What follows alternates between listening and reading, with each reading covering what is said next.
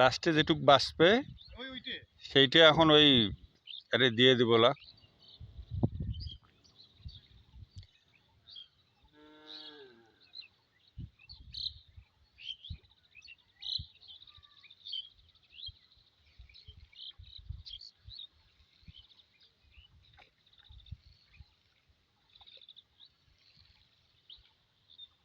আসসালামু আলাইকুম গাইস, এটা হচ্ছে শুধু ইউরিয়া সার, এটা আমন ধানের বীজ।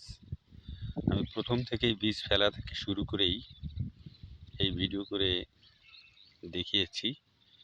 তো আজকে আমাদের এই বীজের বয়স কতদিন হলো চাচা? এটার বয়স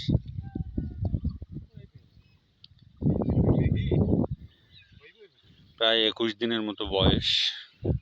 আমরা 40 থেকে 45 দিনের মধ্যে এই বীজ জমিতে নামাবো। তো এটাই শেষ সার দেওয়া, ইউরিয়া সার এরপর আর দেওয়া হবে না।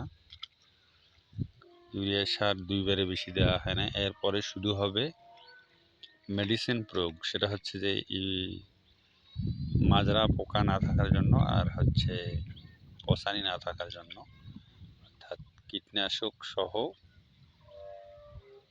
একবারে দেওয়া হয়, সেটা 2টা ওষুধ একখানে মিশাল করে। আর এই সার খাওয়া হতে হতে ইনশাল্লাহ আমাদের বীজ লম্বা হয়ে যাবে। আমরা ওই সময়েই বীজ উঠাইয়া ডাইরেক্ট জমিতে নামাই নেব ইনশাল্লাহ। তো এবার আকাশের ওয়েদার ভালোর কারণে খুব সুন্দর দেখাচ্ছে, বীজ খুব সুন্দর হয়েছে। এমনটা প্রতিবারই হয়, তো অন্য বাচ্চা এবারে বীজটা একটু বেশ সুন্দর দেখাচ্ছে। আপনারা দেখেন আল্লাহ পাকের কি রহমত যে বীজ কত সুন্দর করে জমিতে আস্তে আস্তে বড় হয় এবং তারপরে বীজ আমরা জমিতে নামাই নিয়ে যাই।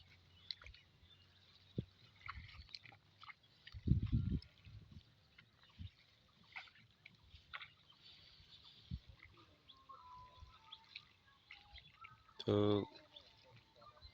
এভরিওয়ান, সবাইকে অনুরোধ রইল আমার বীজটা কেমন হয়েছে একটু জানাবেন কমেন্টে।